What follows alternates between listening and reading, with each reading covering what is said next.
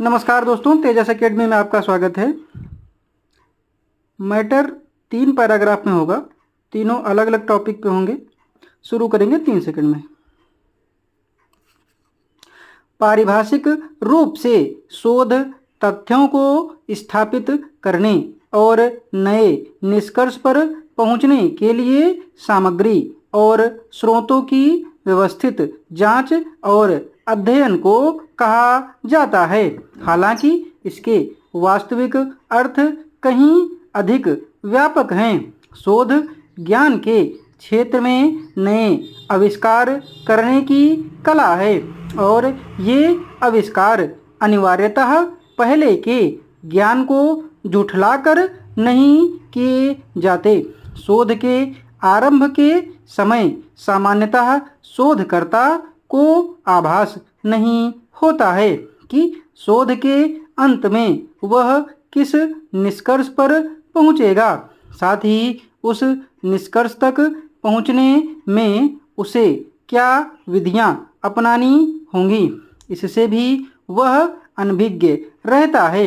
इस प्रक्रिया में ऐसा होने की भी पूरी संभावना रहती है कि शोधकर्ता के किसी विषय के संदर्भ में स्थापित पूर्वाग्रह ध्वस्त हो जाएं।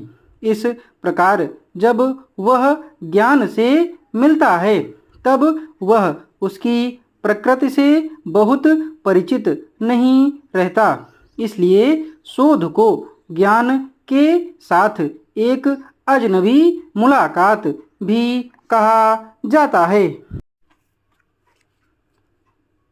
खतरों का तभी सामना किया जा सकता है जब आदमी इसके लिए तैयार हो। जैसा मैंने पहले कहा और फिर से दोहराना चाहूँगी कि यह समय दलगत प्रतिद्वंदिता का नहीं है। हम सबको मिलकर एक साथ खड़े रहना चाहिए और हमारे सामने जो अधिक काम है उनमें एक दूसरे की सहायता करनी चाहिए। सांप्रदायिक प्रवृत्तियों को दबाना चाहिए। मेरे विचार में सब पार्टियों को सहायता करनी चाहिए कि बांग्लादेश और शरणार्थियों का प्रश्न सांप्रदायिक स्तर तक न गिरने पाए, बल्कि अपने सही स्तर पर ही बना रहे जो राष्ट्रीय और अंतर्राष्ट्रीय स्तर हैं। मैं इन प्रश्नों और अन्य घटनाओं के बारे में विरोधी दलों के नेताओं और सदन के अन्य सदस्यों से संबंध बनाए रहूंगी। मैं अपनी तरफ से सदस्यों को इस विषय पर अपनी बात मुझसे आकर कहने और उनके पास जो कोई जानकारी हो उसे बताने की पूरी छूट देती हूँ। साथ ही इस समय इससे अधिक और कुछ कहने को नहीं है। मैं बस इतना ही कहना चाहूँगी कि हम निराश न हों। हमें अपने और अपने लोगों पर भरोसा होना चाहिए।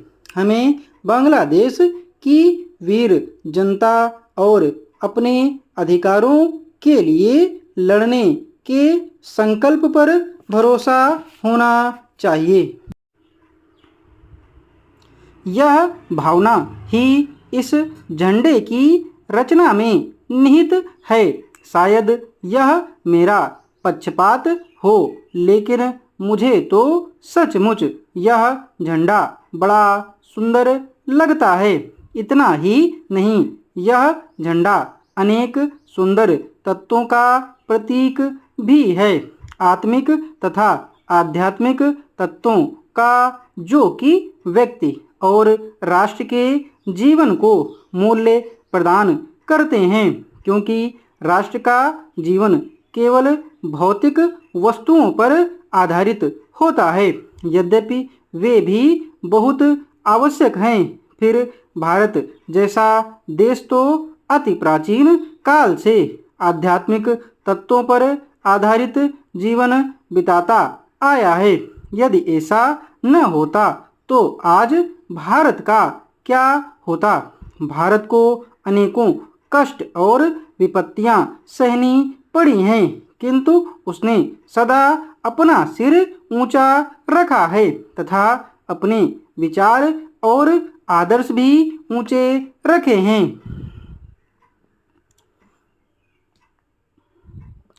डिक्टेशन की स्पीड 90 शब्द प्रति मिनट रही है।